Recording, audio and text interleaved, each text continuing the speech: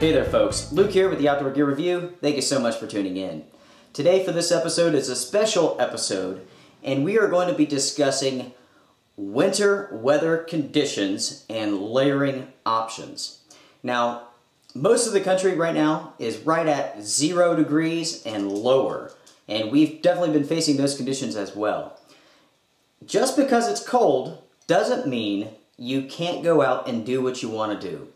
But it takes planning, it definitely takes careful thought, and I'm going to show you guys a really good example of how you can go about it. Now recently, I've been on 2 night hikes, 10 miles each. One night the temps were 15 degrees with winds that were rocking about 30 miles per hour.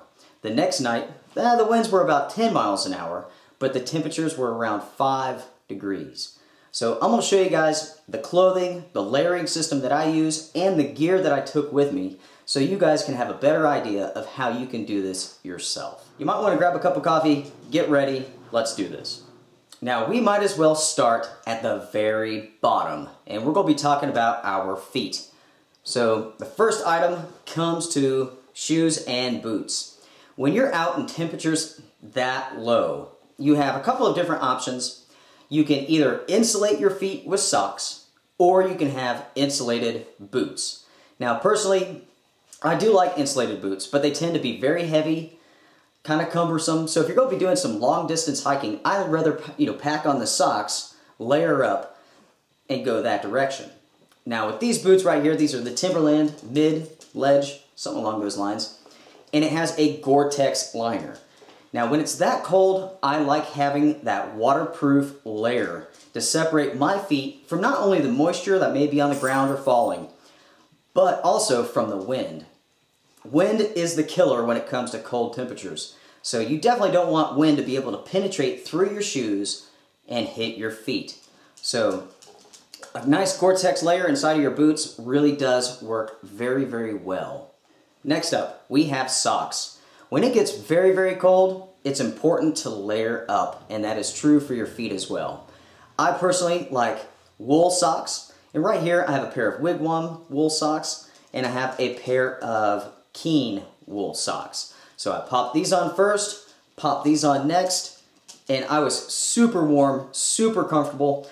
Yes, with that much layering, it's going to be a tight fit inside of your shoe, but that's a small price to pay for staying nice and warm. Next up, we have Long Johns, and these are a thermal brand. This is an XGO Technical Apparel Acclimadry, and basically this is a 50% wool polyester blend. Super warm, definitely does a good job of keeping your legs nice and toasty. Absolutely vital, there's no doubt about it.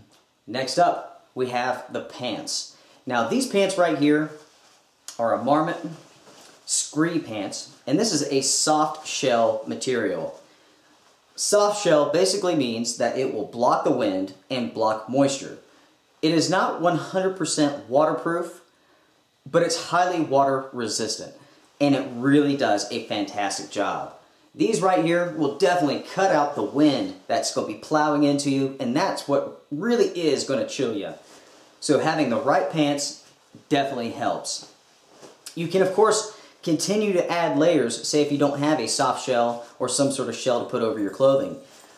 But of course, then you start getting really, really bulky.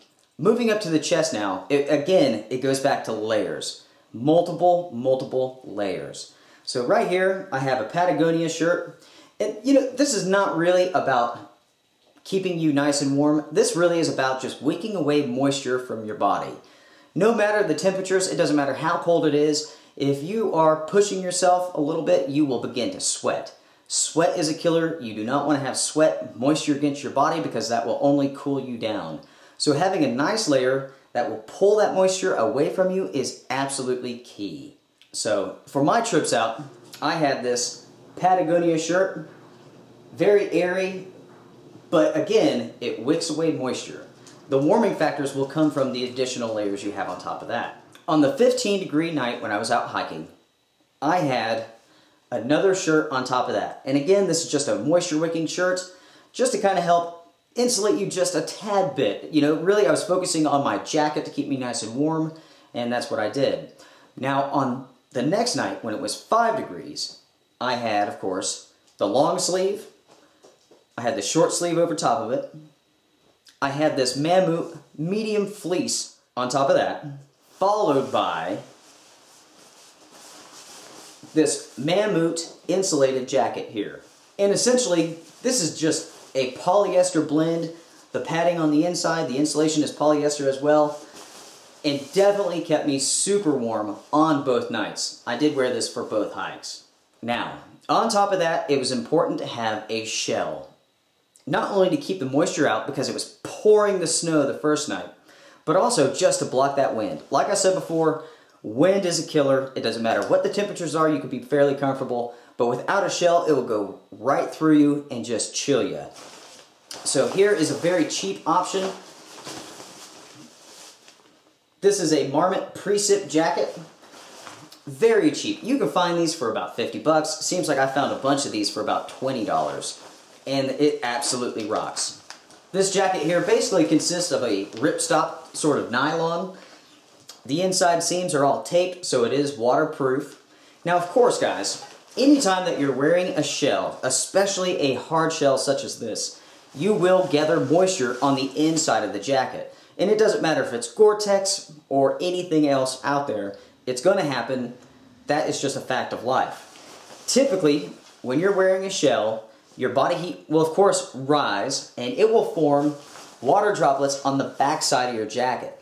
That's why it's important to have good layers underneath this to prevent you from getting wet. Now, before we go to the head, we're going to go and start with the hands here. I personally like to wear multiple layers of gloves. Yes, you can get away with like one big, thick pair of mittens that have some sort of windproof, waterproof cover, but you know, your ability, your motor skills are going to be very limited when you're wearing mittens. So this is what I did, and this is what really does work well for me.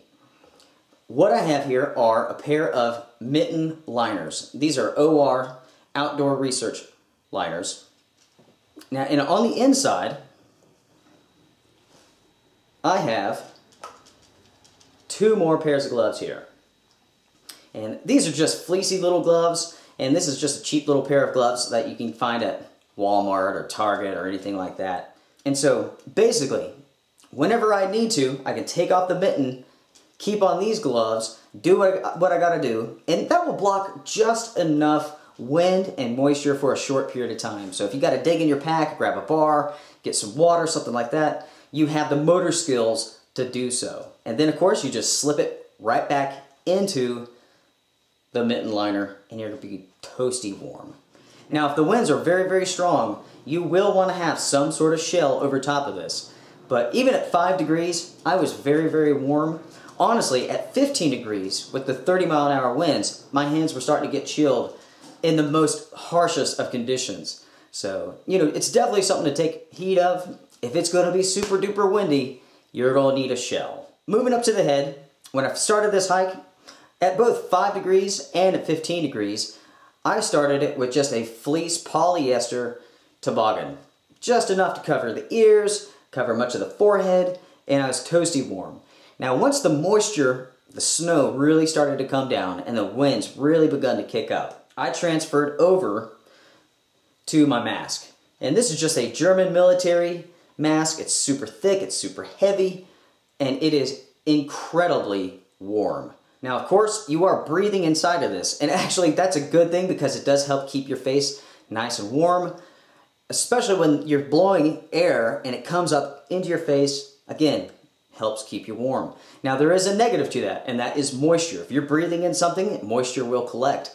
So, you know, at 5 degrees, walking with this, the front of this thing was nothing but ice. And anytime that I got hot and I had to just take it off and cool off for a second, man, my face would freeze instantly. I'd have pretty awesome icicles sticking off my soul patch here. Now, on top of that, I would take the hood of my Marmot Precip jacket and just put it over it just to protect it basically from the snow falling on it from getting soaking wet. So right there, guys, there's the clothing, there's the layering system that I would use when I'm out on my hiking trips, just like I did with the previous trips that I told you about. And I'll go ahead and flash a picture here on the screen of the before the trip and after the trip on my first one at 15 degrees and the snow.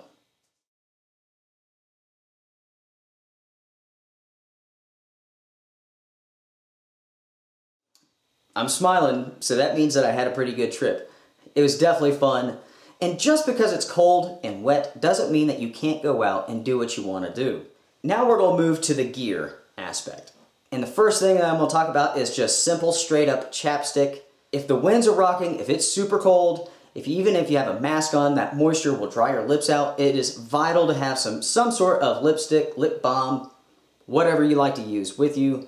You will be definitely a whole lot more comfortable if you have it. Next up, a straight up and simple flashlight. As you can see here, I just have this on a strap that I can put around my neck, and that way, if there was a car coming, if I needed to do something, I could just turn it on, do what I had to do, turn it off, and just drop it. And that really is easy, super duper simple, instead of trying to fiddle, get the flashlight out before the car comes, or whatever you're gonna do. And this little flashlight right here is the ThruNite T10 model. I love it. It is definitely an everyday carry item. When it comes to the actual gear that I was carrying, I carried it all in this ribs pack right here. And I tell you what, the reason that I went with the ribs pack over, say, a backpack is just because it is so wicked cold. If you're carrying a backpack and you're actually exerting yourself, you have that backpack, of course, against your back, heat will gather there, you will sweat, and when you're out in temperatures like that, you definitely don't want to sweat a great deal. You don't want your back being soaking wet, and that's why I went with the ribs pack. Now with the ribs pack, in this front pocket right here, I would have some food, some snacks, something to eat. In the big pocket, I would have either my toboggan or my face mask in here, just easy to grasp. Anytime that I needed to put something up, I just shove it in this pocket. Going over to the other side, in this pocket, hand warmers, absolutely vital. You know, if your feet get extremely cold, you could shove these in your shoes, or you could shove them in your gloves, whatever you need to do. Also, I kept my cell phone in this pocket, just in case. In this pocket, I have a simple water bottle. Keeping the water bottle in the pocket close to your chest will prevent it from freezing up, keeps it a little bit warm. So there you go. That is the gear, the clothing, the loadout that I would use, and I have been using on my hikes. And I'm actually going to use the same loadout for tonight. The temperatures are supposed to drop to about 10, and of course tomorrow it's only supposed to keep on going lower. And we're talking about negative 20 degrees in this area. The coldest it's been in about 30 years. So definitely going to be cold. It's going to be pouring the snow tonight, but we're going to have a great time. And with this gear, this loadout, you can go on this sort of adventures, and you can be very pleasant, comfortable, and have a great time. Me going through and showing you guys all this gear is one thing, but actually showing you guys how I put everything on, and actually the layering system will help you a great deal. So I'm going to go ahead and put the camera back just a little bit, and I'm going to show you guys how I layer up, how I wear all this stuff. And then it'll give you guys a good idea of how you may want to do it yourself. Now, of course, I'm not going to show you guys in my underwear or anything like that, but I'll go ahead and tell you that I'll start with my boxers, and then put on my tights, and then move to the socks. You have your underwear on first, then you move to the tights. Now, of course, you can do it any way that you want to. I personally like having the socks over my tights. It kind of keeps my socks in place. It kind of prevents them from sliding down. So I have my underwear on, the tights on, moving to the thinnest pair of socks first. Grab the thick pair of socks. I have to say thank you, Preston, for these socks, man. They rock. Incredibly warm. These are Wigwam wool combat socks. So they actually ride up pretty darn high. I like that. So once you have your socks on, you have your underwear, your tights, your socks, move to your pants, and then you can put on your boots if you want to, or you can put on your upper layers, which I'm going to do now. I'm going to put on the moisture wicking long sleeve layer now, just like this. Then I'll put on my additional shirt if I need it. Tonight, it's going to be about 10 degrees, so I'm definitely going to want it. And again, that will just help pull that moisture away from your body in addition to the long sleeve. Now, typically, I would go ahead and put on my shoes, which I'll do, right after I tuck in both of these shirts. when I'm putting on my layers, I like everything to be very smooth. I don't want anything bunched up in any sort of spot. So that means down with my socks, that means with my shirts. You don't want any lump to start rubbing on you to make you uncomfortable. Also, if there's a big lump, it will tend to gather more moisture. So there you go. So take the boot, cram that on in, and tie it up. Now, if you're going to be dealing with heavy snow, deep snow, you will want boots that go up higher, or you may want to wear some gaiters. So we have all of our regular clothes on. Now it's time to layer up here on top. Since it's going to be about 10 degrees tonight, the winds are supposed to be about 30 to 45 miles an hour, I'm going to want that additional fleece layer to keep me warm. Then we move to our jacket. Alright. So there you go. Now we are definitely ready to rock. We have to pop on our shell, and we're zipped up, ready to go there. Then we move to our ribs pack, to our gear, and zip it up. Make sure that you have a proper fit, that it's comfortable. So check that out, guys. We are fully layered, fully protected. We have access to our gear, and our back won't be sweaty. Then I would just pop on my light, just like this. I'd probably arrange it just so it's not really touching my neck, and I just shove it down here in between those packs so I can have access to it quickly. Then of course comes the toboggan, and then comes the gloves. And that's it. Guys, here you have it. Here's all the clothing, all the gear. This is the sort of loadout, the sort of layering system that I personally need when I'm going out in really, really cold conditions. When it's 5 degrees, 10 degrees, below zero, this is the sort of thought process that you really need to consider. It's all about layering. You want to be able to add on to it, and you also want to be able to take away from it. You know, if you're going up a steep hill and you get soaking wet, you know, you're not going to be in good shape once you get to the top and you actually start cooling down a little bit. So if you see a big hill coming up, you might want to stop, take off a layer, let yourself dry, and go slow. It's all about layering. It's all about thinking ahead, being smart. I mean, because you really are. You're putting your life in your hands and possibly your buddies as well. So you have to be smart. You have to be careful. Think ahead. Now, you guys have seen all my different layers, all the different items that I've put on. And you guys have probably noticed that there's zero cotton involved in this setup, because cotton is a killer. Cotton is the fabric of death. You do not want to wear cotton because it will absorb moisture, it will keep that moisture without releasing it, it dries very slowly, and it will not keep you warm. Now guys, I want to thank you all so much for watching this episode of the Outdoor Gear Review. If you guys have any questions for me, please feel free to let me know. I'm happy to help.